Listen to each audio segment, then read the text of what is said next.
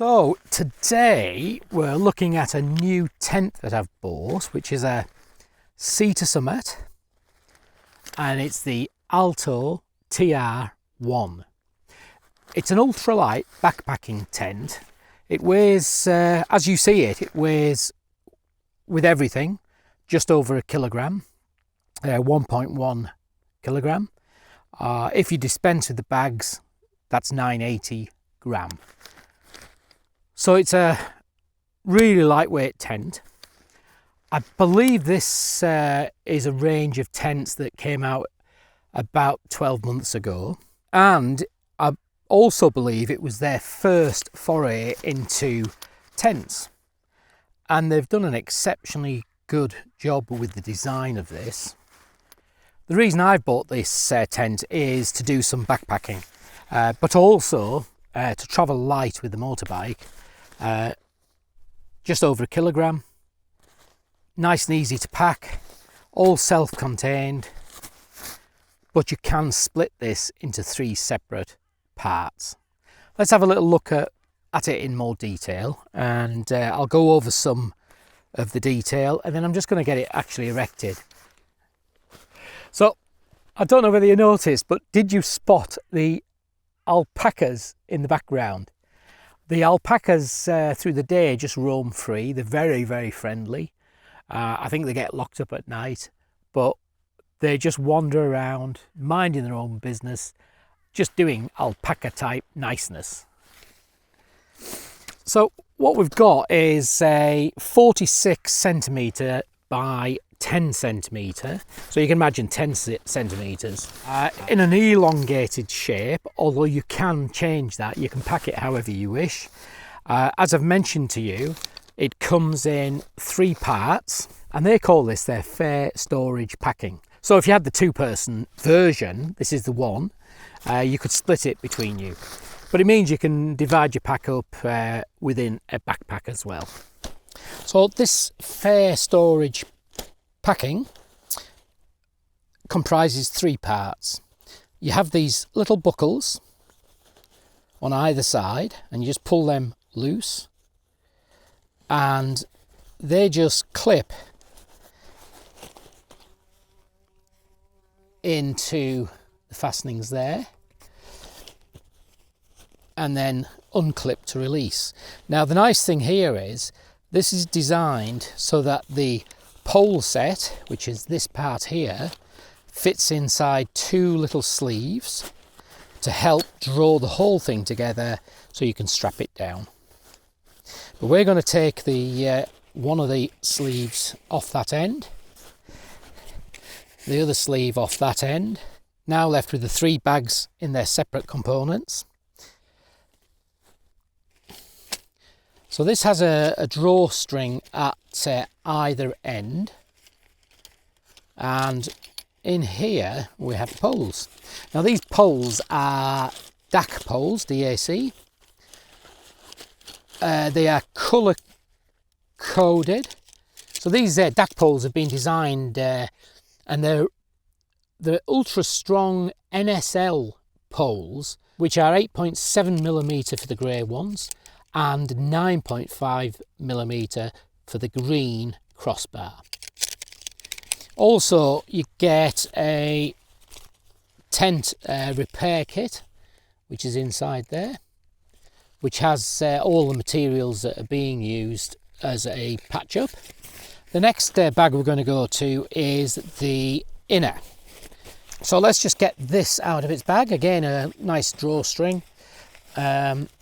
These materials are very, very lightweight.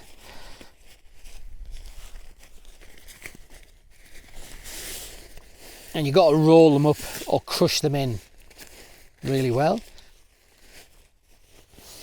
And that's the floor of the inner, which is a very, very thin material.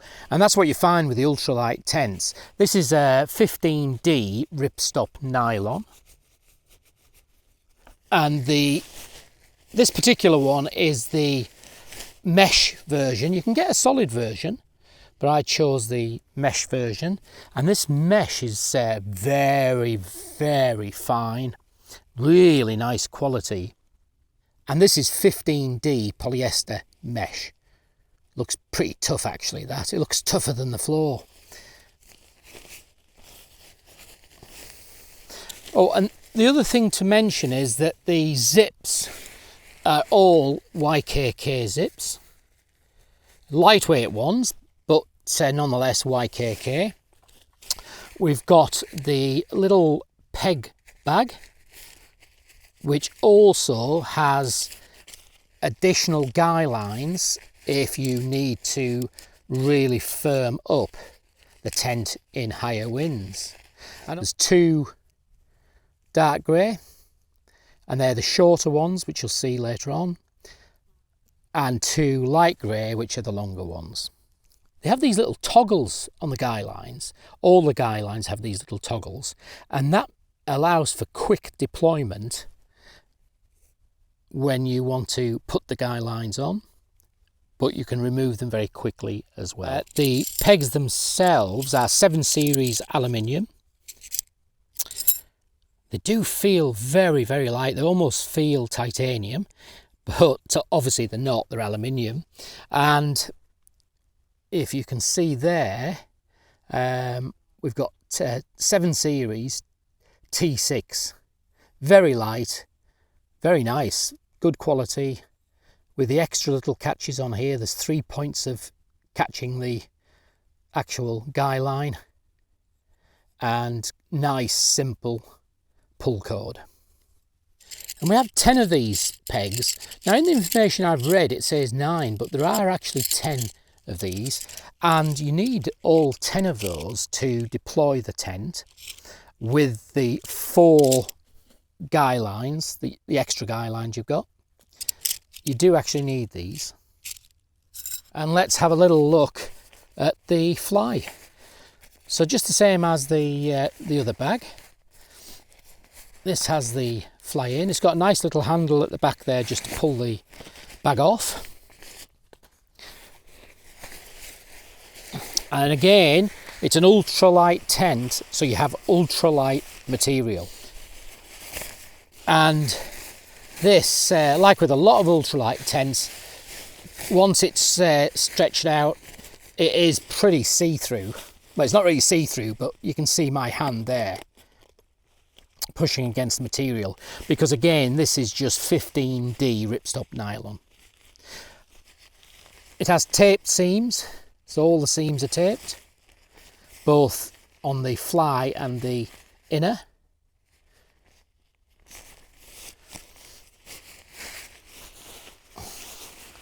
And it comes in this, I think it's quite a reasonable green, that, for a little bit of wild camping as well. It's not a dark green, but it would blend in with most of the sort of camping we do. Now, Sea to Summit have really thought this tent through in many aspects, which we'll look at as we go along. But these bags here that hold the poles, the inner and the fly, have a dual purpose. The pole bag, if you see, has 2 studs, one at either side, and it has this white diffused material on the bottom, and that becomes a light bar in your tent. There are little press studs in the ceiling of the tent. You stick a light in there and it diffuses the light for a nicer light. So dual purpose products. With these also have little studs just here, and at the head end of the tent on the inner there is corresponding studs, and these become little storage bags actually fixed inside your tent. And same with this one. There you go. So how clever is that? Thinking everything through. So interestingly, this tent was a collaboration in its design between Roland Tyson, who is the founder and head designer of Sea to Summit, and Jake Lahr, the founder of DAC, who obviously their poles are looked upon as being some of the best that you can buy, right at the top end quality wise. And it was a collaboration between the two of them in the design and put together and construction of this tent. So you have two people like that, founders of their respective companies, designing this tent, and that counts for something. That really counts for something. So I think I need to get it up. The sun's going to come back from behind a cloud, and it is going to get scorching hot in the next hour or two. I'm going to have to watch the camera because it can overheat. So let's get this tent up. Right, so the camera's cooled down now. It just switched off. So you can see the inner laid out. And it's pegged at the foot end with two pegs, and it has these little adjuster straps. You can also see the colour coded green to go to green, green to go to green, and then the two legs branch into one piece which comes over the top, all pre-shaped, and it has a bend pre-shaped here with a single pole. Looks flimsy, but it's not, coming down grey to grey, and again lots of nice webbing to stretch it out. These corners at this is the head end, have these little inserted pieces of, I think they're plastic actually, but I'm not so sure, inserted inside the material, captured in the material, so that at this end it gives you some structure at the head end just to lift it a little bit. And you'll see it's quite a vertical pole going up there, so the headroom is very, very good. Also on the head end, on both sides, it's got these guy lines from bottom, top, and just a little pull to tighten it up and get it just nice and firm. The door is on the flat side. This is an extension that comes out to give you more space inside. There's no door on this side, and that again has a bit of guy line coming out to a peg just to tension the floor to get it nice and firm. See how it's doing it? So the name of the tent is the Alto TR1, and there's a TR2 version, and then there's solid material or mesh. Now the TR, interestingly, stands for tension ridge, which is this here. That's a tension ridge. And this is a very unique design, I think patent pending, and it actually goes like that. You think it's going to go the other way like every other tent or straight, but actually that's the way it fits. And that's going to give you extra headroom on the sides of the tent, in particular the door on that side. It also allows for vertical walls, so that there's a lot of room inside this tent for a one-person tent. So at the moment we've used 6 of the pegs, 1 for each corner, 1 for the head end, and 1 for the bit of material that comes out to give you a little bit of storage. So what we next need to do, I'll show you this in closer detail another time, but there's a little clip there which slides and clips onto a fixing underneath the bar. We've then got on each side little plastic hooks and metal grommets. We're going to use the little plastic hooks to attach the inner, and they just slide in quite nicely, almost clicking into place. What we'll do is we're just going to click that onto there, and it's attached. So you can see on that side it's sloping out. On this side it's vertical. Everything we do to it at this point makes it a little bit firmer, and once you've got it all attached with the clips and then tensioned out, it's quite solid actually.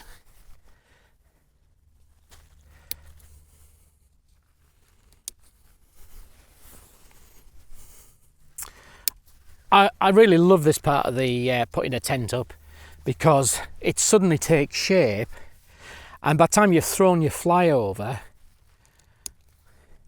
your accommodation is just about ready. That's the shape of the tent. You can see the extra space you've got on the right hand side, and at your door side, where your head is going to be in and out of the door, which is on this side, you've got full height. So you can see it's got a bathtub floor, and at the head end that increases in height, which is good because that's where your head's going to be if there's a little bit of wind. These are what hold the inner to the tension bar on that clip. These are for the fly fixing. With a ground sheet, you can set this up as an outer first. So basically you set the outer up on a ground sheet, and then you attach all these points from within the tent, and particularly if it was wet. I will film that at some stage when it's a bit of a wet, horrible trip, but today we're just going to keep it pretty much standard without the extras, because a ground sheet is an extra you have to buy. That was the little hook there. So just to show you, you just take the pressure off, that hook comes out. So you can see with a fly over the top of this, it's very simple just to, there you are, one-handed attach. I love this. I really, really like this, and predominantly for backpacking, but this is going to also be a tent that I'll use in particular in summer. Hello. Oh, I've got little friends come to see me. Here we go. Oh, beautiful, aren't you? So friendly. They are really, really friendly, as long as they don't eat my bike or anything on my bike. At least my food is packed away somewhere. Right, let's get this tensioned up, and we're just going to start at the foot end. I mean, to be honest, you could sleep the other way around, it wouldn't make any difference. There's still enough height with this tent. All we're going to do is tension these out a touch, just stretches the material out. And just do it evenly. Just lift the pressure off. There you go. Oh, that's nice and taut. These are line locks actually, and that keeps the weight down. Every little bit keeps the weight down. Now we're just going to tension that up so it's near the ground. That gives the maximum space inside. Just slightly reposition the centre pole. There we are.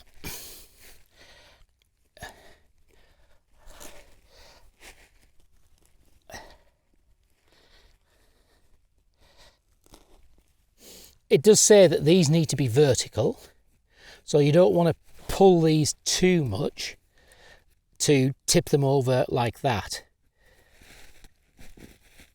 And that's fine, that's nicely tensioned. I'll do the same with the other side. No, that's fine, that side. And then we're just going to give that a little tighten. All tension. This mesh is obviously ultra fine. Black mesh is pretty good for not being able to see into. White mesh you can see in quite clearly. Black mesh is the best for not seeing in. So this is a light grey, so you can see in there. But it's a nice colour. That's just as if this door. Got like a D-shaped door there. think them alpacas are going to eat my fly. Won't taste very nice, will it? Oh, there's peacocks here as well. Come on, that's it. You've had enough. Come on, off you go.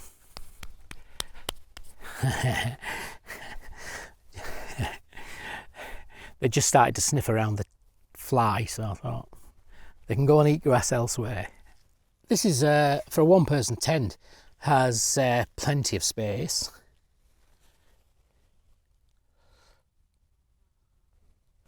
I've had, and I've actually got, smaller than this. You can see the level of that solid material, just where your head goes. Quite nicely designed, that. So the actual dimensions of the inner of the tent is 215 centimetres long, and it's got 107 centimetres at its widest point, and at the two ends you're looking at 61 centimetres. So the two ends at 61 centimetres, that being the end there, but you have got the extra space starting to build up at an angle there to a point, and then more space down that side. So you've just got to be careful with ultralight tents, because the materials are always going to be thin to keep the weight down. So I think I'm happy to use this without a ground sheet in the conditions that I've got here. If it was a little bit more rough, rocky, sandy, gritty, pebbly, whatever you've got, I think I'd rather have a ground sheet underneath it. So you can buy footprints in two options for the one person and two options for the two person. The two options are literally just the footprint of the inner. You have a footprint goes underneath it, and that's a standard one. But then they have one called Bigfoot, and Bigfoot just gives you extra material, basically where your fly comes out to in the vestibule area. So you have all that vestibule area covered by a ground sheet. That's pretty good. Whilst backpacking, I probably wouldn't use that very often, but if I was doing some motorbike camping with the tent, I probably would. The other thing of interest is you've got plenty of little tie loops here, here, all the way down that ridge. And those tie loops, you can obviously pass some cordage through. I'm going to have to get this shut in a minute. You can pass cordage through to create a drying line or a line to hang stuff from. I'll show you the fly going on, but I don't know whether I'll keep the fly on, but we'll put it on and see. Actually, that's an interesting point. You can configure the fly in different ways. You can have it rolled up so that it's literally rolled in line with that bar. So either side rolls up. You can have half the bit over your head on and this half off, rolled up, or the other way around. So you'll be able to have the fly on but not covering.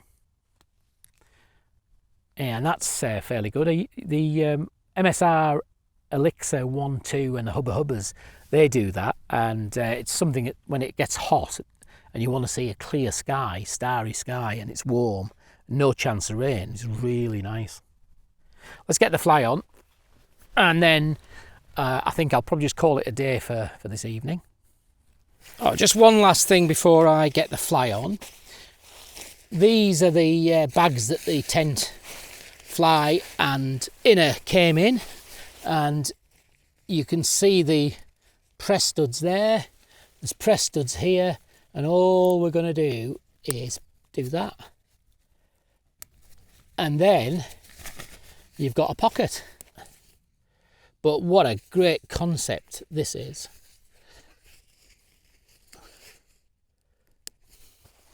Brilliant. What a good concept that is. Excellent. Also, you've got a pocket as well if you don't want to use these. And ultralight backpackers, even I, when I actually get out and do some long distance walking, I might dispense with these. But you do have a nice pocket there, which is a reasonable size, quite good and quite long. That's the only pocket you have. Yeah, the insects are coming out now. So there you are. We have a light bar. How cool is that? So just before I zip this inner up, and let's get rid of the flies. Just look at the headroom. Look where the zipper goes to. It goes right to the very pinnacle of the material. Massive amount of headroom. Absolutely huge. The two-person version of this must be massive. It must be really good. I did think of buying a two-person version, but in the end I wanted it for backpacking predominantly. So for me, this would be better for backpacking. That's better. The mesh is so fine, you can see out of here quite well. You really can see out of here, but I don't think you can quite see in as well as you can see out. Just one of those things with mesh, isn't it? Yeah, I like this. Anyway, I'm going to get it zipped up, and then I'm going to get the fly on, just so that it's on, although I might take it off, and then that'll be it.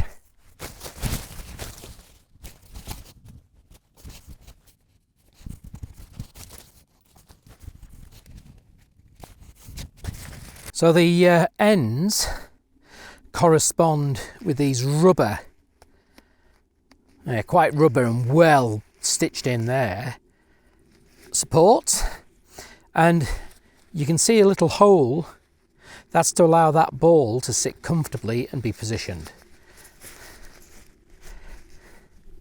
You got these little finger pulls attached to the rubber, and that just allows you to get your finger in there and just pull until that slips over and the little ball sits. Because of the tension, that's not going to come off. You see the little ball there? That tension means that that'll not go anywhere at all. Got the one Velcro about halfway up on this single pole, and actually you've got two Velcros to go onto the two legs that come down at the foot end. And don't forget, if we had a footprint, the extra footprint you can buy, this could all be done without the inner being in place. So these are extra tie-out points, and they correspond with the Velcro on the inside. So that makes it a really strong point for the actual Velcro attached to the poles and for the guy line that you can deploy from that tab. So you've got one at the top,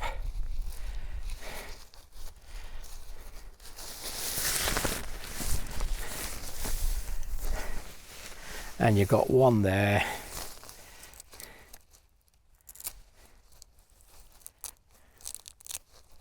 another really good feature of this is having things doing dual purpose. So the inner has this guy line here with a line lock which we've tensioned out, and a peg. So to attach this at the back, you don't need to have another peg, you just slip it over there. I'm not going to tension it, but then you'll tension the line lock. Corresponding where the single pole is, if you can see down here, the pole sits into a piece of aluminium here. You've got the tensioner, and then you've got a little piece in the middle, and that allows you to attach the fly to that fitting in a quick deployment manner. So you just slide it in, turn it, and it's locked in place. and then you would tension that down. So it's the same with this. We'll tension everything up properly in a minute. So there he is. Jake Lahr has got his name on here because he was involved in the putting together and developing this tent. Got to be good because his DAC poles are brilliant. Another nice feature, the line locks are really good. I'm not going to tension that. I'd tension it all once the whole thing's put together. That slips on there, doesn't need another peg. And then you just tension that out like that. Now, actually, I've made a mistake there. That peg needs to be further out. So I'm just going to reposition that. So there you go. So that can go on there now, and we'll just give it a slight tension, not a full tension, but you can see it taking shape. These have these little quick locks, so we just slide it in and turn it, and that's it, done. Job done. So slide it in, turn it, locked. And just tension this down just to get it shape. And we still have 4 pegs left. So up to this point, we haven't had to use an additional peg, but now we will do. So let's get that zipped down. There we go. So just slip that over there, like that. Just get that zipped down. So that's the door.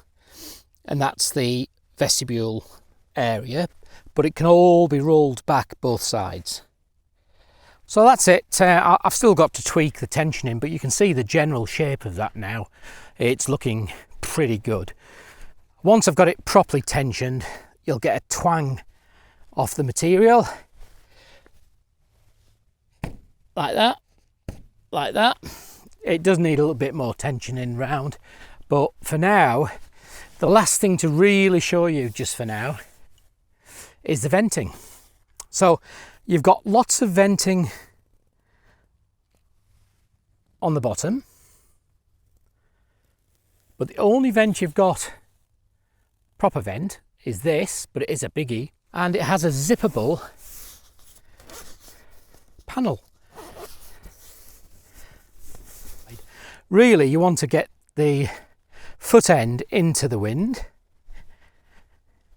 because it's the lower end. So this vent is going to allow air to vent out of the tent. It's got these little strengthening bars. Everything, once it's all tensioned, everything will be nice and tight.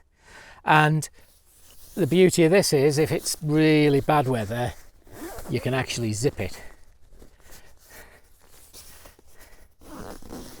and zip it up closed. There you go.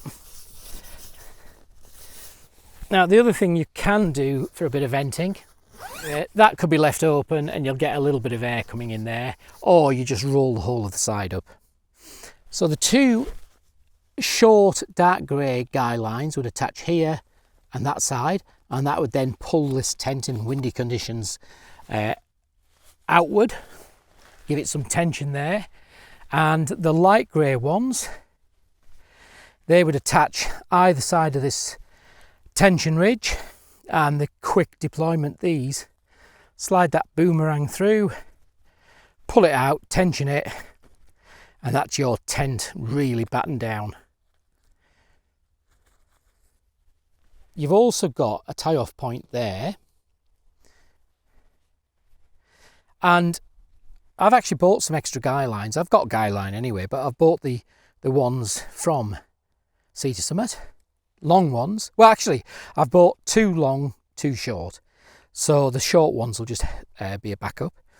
But the long ones, you could deploy 2 into there, coming out at an angle there, or coming out at an angle there. Depends on the conditions, or just 1 coming backwards. Oh, this is where we left it. I went round and tensioned everything up, so it was really nice and taut.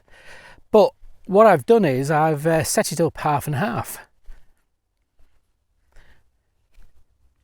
Now, I'm not quite sure I've got that exactly right, but I think it's probably near enough. but I'll have a little play with that later on. And you can see how the head end of the tent is semi-covered. The body and feet are free to the elements. Nice, isn't it? And I'm just going to bring the zip down. Do you notice the little attention to detail? The zip puller, the main zip puller, is a longer, lighter grey cord, and the shorter pull, where your head goes, is a slightly darker grey and shorter, and that's so it doesn't dangle down on your head when you're sitting here or getting in and out. So guys, that sums it up for now with this Sea to Summit Alto TR1.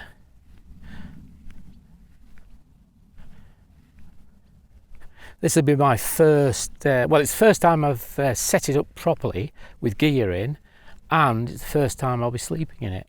I'm very impressed so far, but obviously I need to get it out and try it and test it in rain, test it in the wind. For now, I'm so looking forward to sleeping in this. Thanks for watching.